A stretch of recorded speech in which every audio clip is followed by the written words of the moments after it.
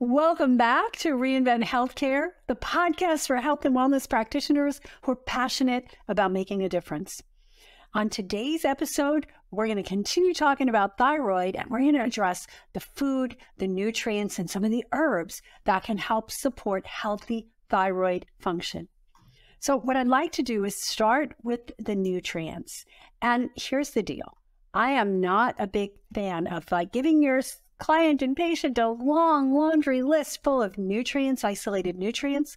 I'm going to talk a little bit about where you can find this. So we start with fixing their diet, unless it's obvious that they have a serious deficiency of a particular nutrient.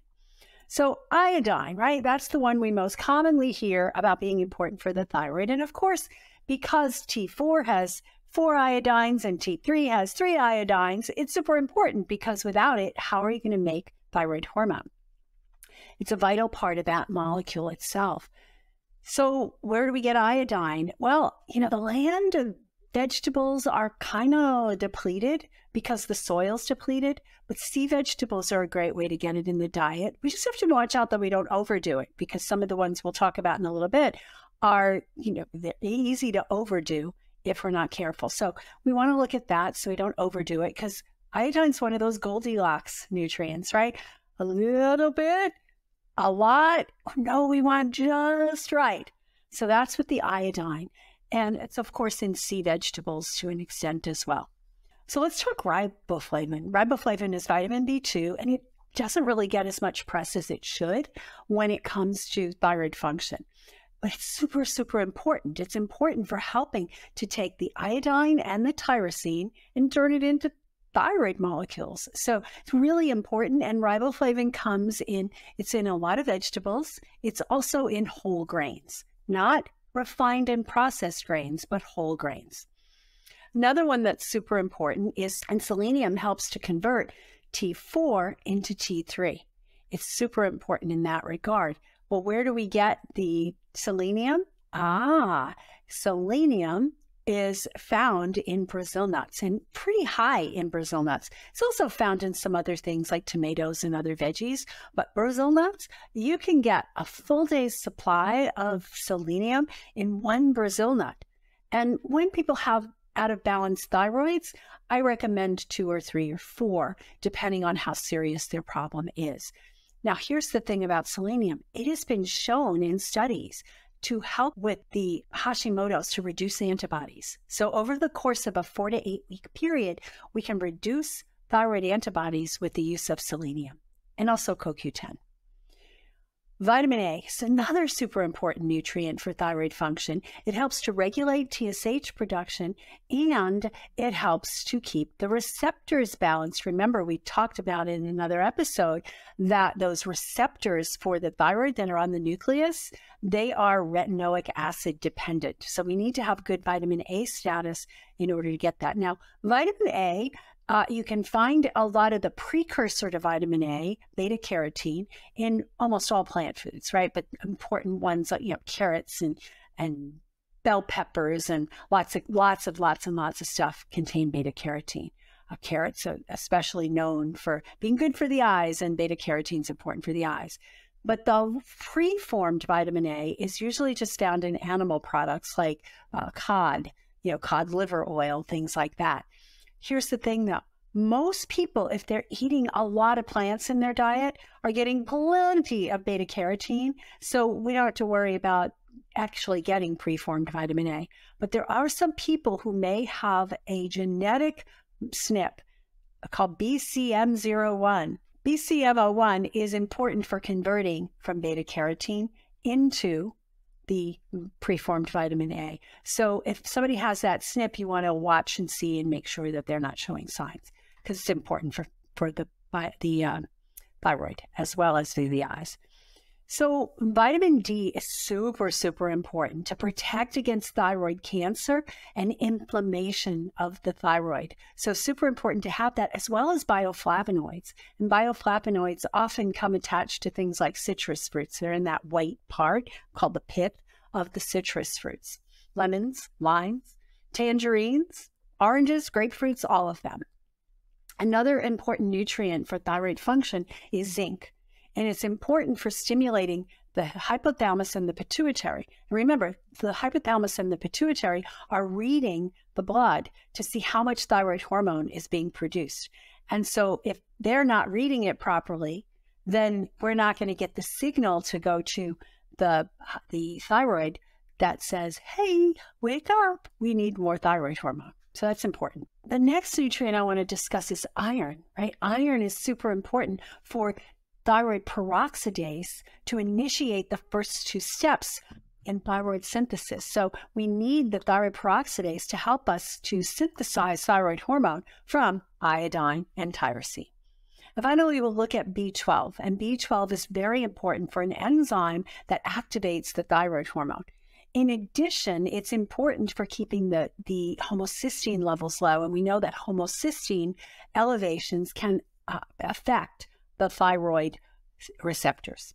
So those are some of the nutrients. There may be others that are important. Magnesium plays in there a little bit, but these are really important. And when you help somebody to go and eat a whole foods diet rich in plants, what you're going to see is that these nutrients come into balance. And if they don't, you need to supplement, especially if they have some of the genetic markers that make it so that they don't produce as much, or they don't convert as much, or the receptors are out of balance. So let's talk about some of the herbs that are important for thyroid function. One of my favorites is ashwagandha. And ashwagandha actually helps to stimulate the synthesis of T3 and T4. One of the contraindications for the ashwagandha is if somebody has hyperthyroid, or you suspect that they have hyperthyroid, because it's so good at stimulating the production of these hormones. It's also really good in antioxidants, especially SOD, superoxide dismutase. And when we have antioxidants, we can reduce the inflammation. So if somebody has thyroid nodules or they have autoimmune, we have a reduction in the inflammation, as well as it helps with the thyroid receptors and transporters on the cell. The other thing about ashwagandha is it helps normalize cortisol levels.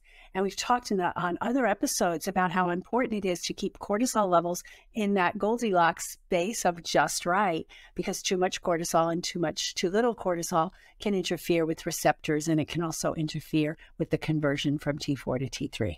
Let's talk about black cumin seed. And I really love black cumin seed because it has a really nice flavor. It's kind of like Indian food, which I love. And it tastes similar but stronger than regular cumin seed. There have been some studies that show that in 8 weeks, we got the following amazing results with just adding a teaspoon or two of black cumin to the daily diet. So the TSH dropped by an average of 2.29 points. That's huge, right? If somebody has a slightly abnormal TSH and their TSH is like, say it's 4.55, 6, and they drop it by 2.29, that's a big decrease. Also, T3 increased by 0.414 points. And T3, the range is much lower. So the ideal range for T3 is somewhere between 3 and 4, 3 and 3.5. So to go up by 0.14 is significant. Also, the T4 was increased by 0.82. And again, those are lower numbers. Anti-TPO antibodies are decreased by over 146 points. So for someone who's dealing with autoimmune thyroid, a Hashimoto's type situation, black cumin can be miraculous.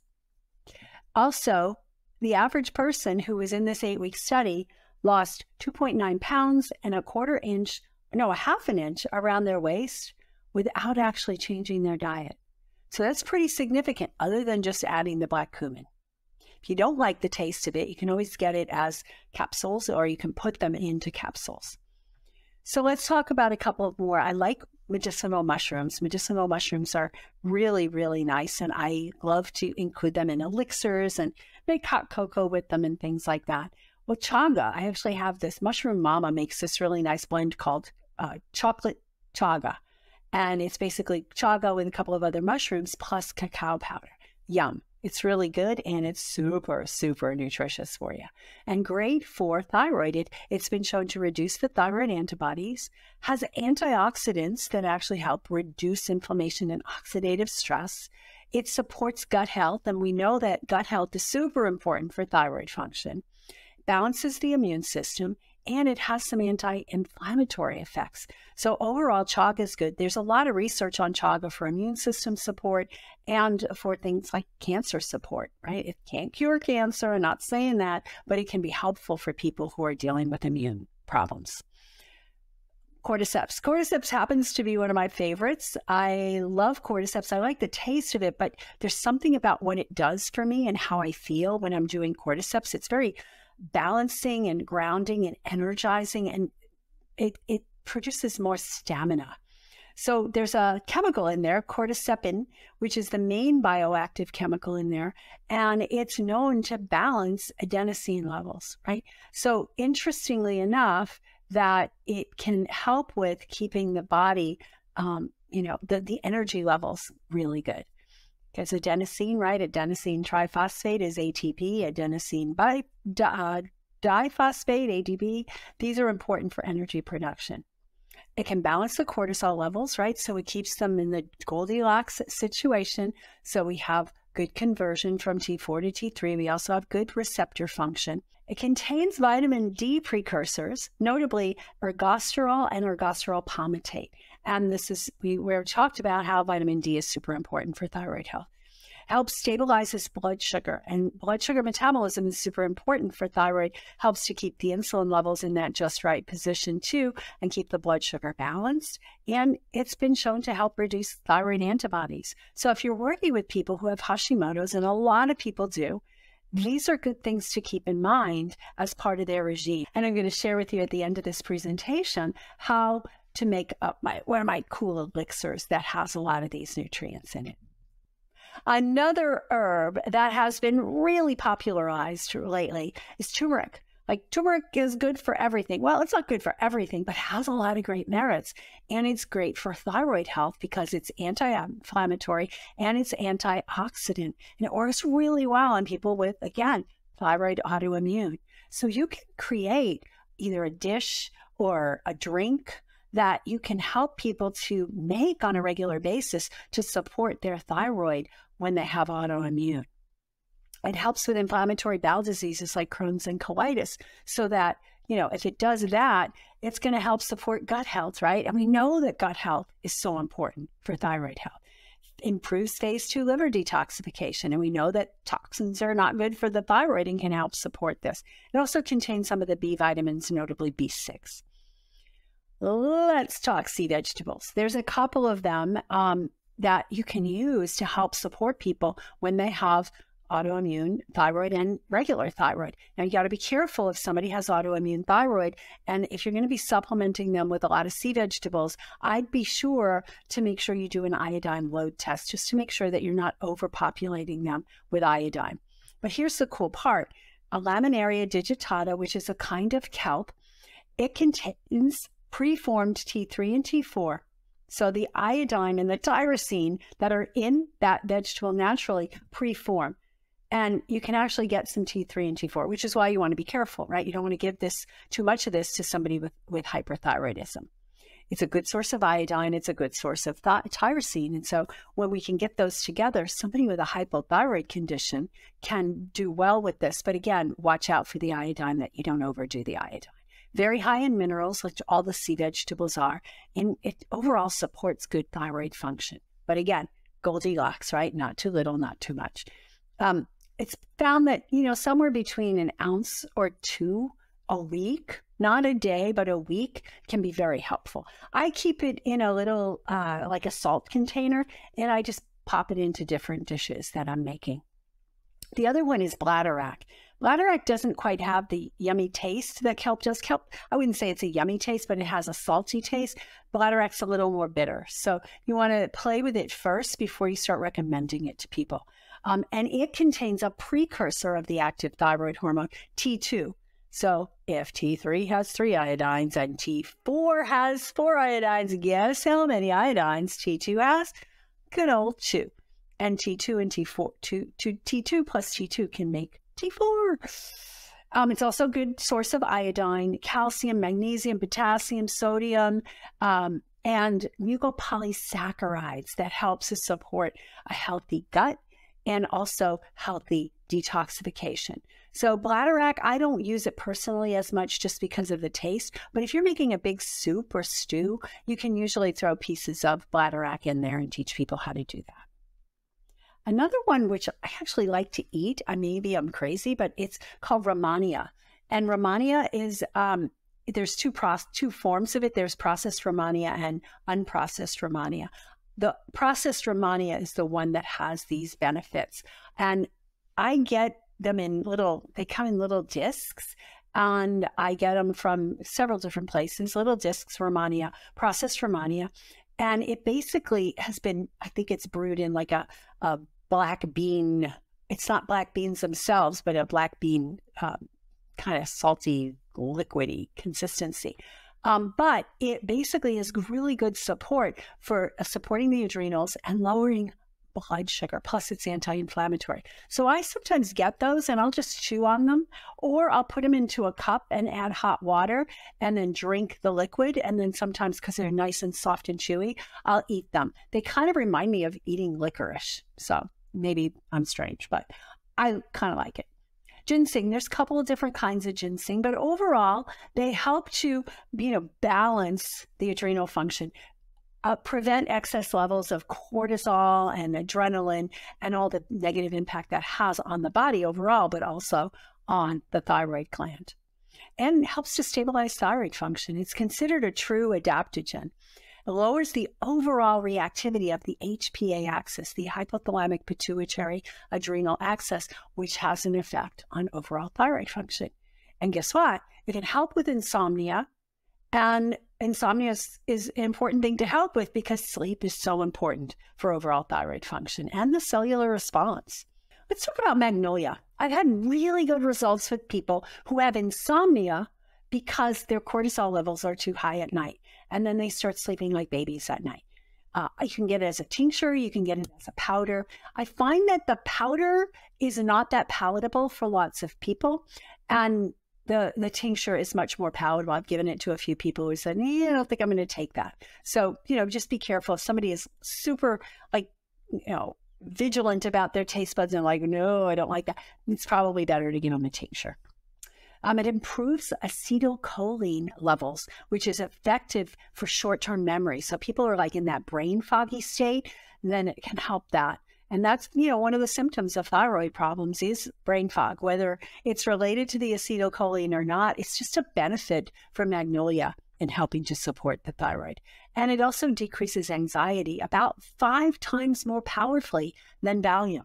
So without all the side effects of a pharmaceutical that's so strong, you can't drive if you're taking it. I don't recommend taking magnolia during the day. It's more of a nighttime thing. And usually I have people take it right before bed. And then if they wake up in the middle of the night, to take it again. Lowers the blood sugar. That's a super important thing. And I had people have great results with insulin resistance when taking magnolia. And we know that high blood sugar and high insulin can affect thyroid receptors. The other thing about magnolia, there are 2 chemical constituents in there. See if I can say these properly. Hanokiol and magnoliol. And those are up to 1,000 times more powerful than vitamin E as an antioxidant. And we know how important antioxidants are for thyroid health. So those are just some of the major ones, my favorite of the herbs. There are probably lots of others that support, and these are more for hypothyroid. We have another section that we're going to talk about hyperthyroid, and we can talk about some of the others there. So let's talk about foods. What should people be eating? Well, gluten-free. We really want to go gluten-free, especially if the hypothyroid is caused by Hashimoto's autoimmune. We found that studies show that when we look at gluten antibodies and we look at thyroid antibodies and we take somebody off of gluten and retest 6 months later, the gluten antibodies are down, so are the thyroid. And I always tell people who have any kind of autoimmune that if you're not willing to go off gluten, I probably am not going to get very good results with helping you. It is so important for autoimmune, for cellular inflammation. What else do we eat? General green leafy vegetables. They're loaded with nutrition. They're loaded with antioxidants. They're loaded with minerals. Did I say chlorophyll? Super important, and they're energizing, and they do support the thyroid really well. We talked already about sea vegetables. We talked about kelp and bladderwrack. There's others, dulse, nori, and there's a lot more. I just like to utilize sea vegetables in making soups or stews, or, just adding them to smoothies and things like that. Again, not too much. Garlic and onions, the sulfur content in them can really help support detoxification pathways. So this can be very important for thyroid health. Fruits are loaded with antioxidants. We want to really gear towards low glycemic type fruits when somebody's dealing with thyroid problems, just because when we have blood sugar imbalances and surges, etc., it's not so good for the thyroid. Coconut tends to be really helpful for the thyroid. I don't know if it's the MCT oil that's in there, but also it has a couple of other acids, myrcenic acid, which actually helps the short chain omega-3s that we find in flax seeds, chia seeds, hemp seeds, walnuts, into the longer chain, the EPA and the DHA. So coconut can be really helpful for thyroid function because omega-3 rich foods are so important. Like I said, hemp, chia, flax, algae, blue-green algae, and other kinds of algae, and also other deep ocean fish for people who are not doing plant-based.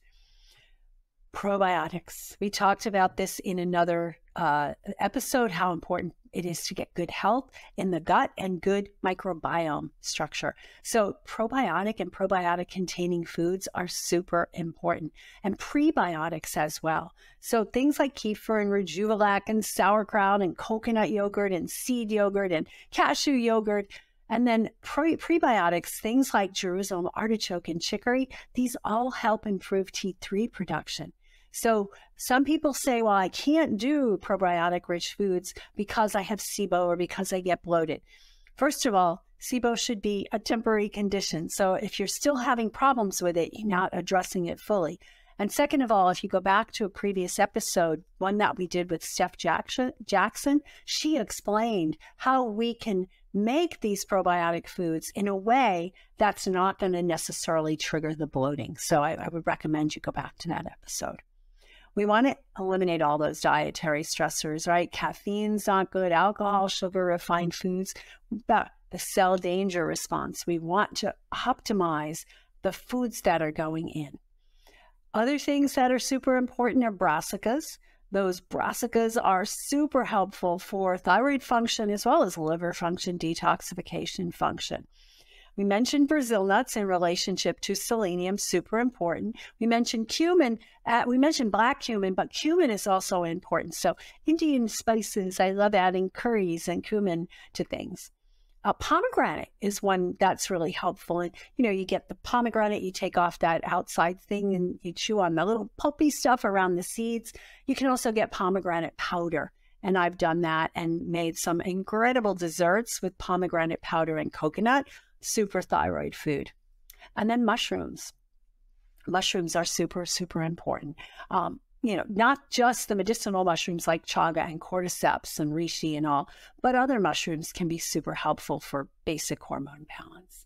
So I love including these foods. I love teaching people how to incorporate these foods. We do have in our Thyroid Revive and Thrive program, we have an amazing array of recipes in a guide. It's like a 150-page recipe guide that has all kinds of recipes to support thyroid function. Those of you who are in our NAPT program, you have access to that on the Empowered Self-Care site. So I recommend that you look at that. If you're not in our NAPT program, consider joining us. Go to indmethod.com and you'll be able to get more information and see if it's a fit for you. But also you can, if you're not into that and you're not a practitioner and you're listening in, our Empowered Self-Care Lab, and we'll put the links to these in the show notes. So I wanted to give you an idea of, I love making elixirs, like hormone balancing elixirs. And this was one that I put together that's really a thyroid and adrenal balancing elixir. So I'm just going to give you an idea of what the ingredients are. And then in the guide, the reinventhealthcare.com/thyroid, I'll actually put the regular recipe, the whole recipe with how much of each thing. But I like to put in Brazil nuts and walnuts, Brazil nuts for the selenium, walnuts for the omega-3s, hemp seeds for omega-3s and protein and a lot of other nutrients, coconut butter. I really like the coconut butter that comes in a jar, kind of like peanut butter. And that's super important for that conversion from the short chain fats to the long chain fats. What else do I put in there? I put in kelp powder and bladderwrack powder, coleus powder, which is a nutrient. You might not be able to find it, but if you can, it can be helpful. Shilajit, which is a important mineral. You don't have to. That's an optional one. But I like to put in the cordyceps and ashwagandha to help support that thyroid function. And then we put flavorings, and we could put cacao powder, we can put carob powder for flavor, we can put vanilla extract or powder, or almond extract. And then sweetener, if you're feeling like at that point you probably want something sweet, then we can put some stevia leaf. I like to grow stevia in my yard, and I put all this stuff in the blender and blend it together. But also you can get green powdered stevia. Be careful of the ones that are processed. I definitely use the little liquid ones, but the only brand I've seen that doesn't have extra additives is Sweet Leaf. So anyway, you've got that, and you can flavor it however you want. If you have extracts, if you have blueberry extracts, there's some really cool little powdered versions of things that are super high in antioxidants. So I bought a whole bunch of those that I'm going to experiment with, and I'll post some recipes on the blog.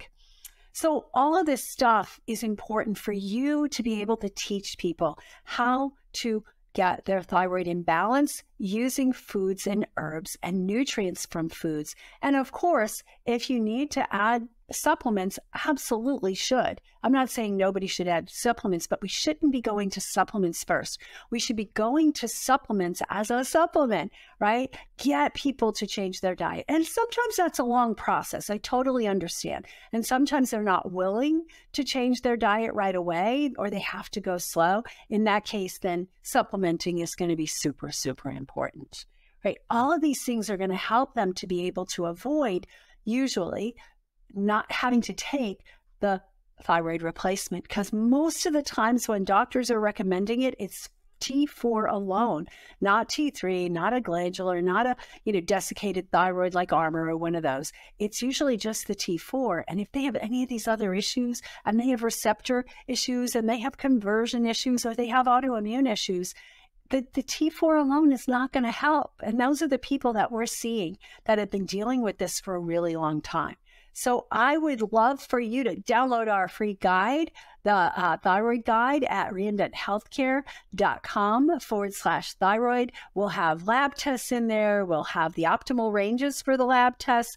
We have nutrients important, the things we talked about today. We'll have that elixir recipe, and we'll also have a medications list, like the medications that can interfere. Not to say you should tell people to go off their medications, but what I'm saying is that you can warn them, go to their doctor and see if there's an alternative method, medication for their condition that may not be a thyroid inhibitor. It's really important to understand these things. And then there's toxins and stuff like that. So I'm going to give you a nice little compendium that you can use, print out, keep by your desk, and use when you're working with people who are suffering from thyroid conditions. Remember that you have the power to educate and empower and inspire people to make changes to their diet and lifestyle so that they can avoid some of the ravages of thyroid problems. You have the power to help them use their lifestyle, their diet, stress management, and herbs, nature's gifts to us, to help and support them with thyroid function and overall. And if you want to go deeper with any of this stuff, and you want to join us as part of the movement to change healthcare, to reinvent healthcare, just go to ionemethod.com and subscribe to the podcast. If you like it, leave a review. We'd love that. And until next time, shine on.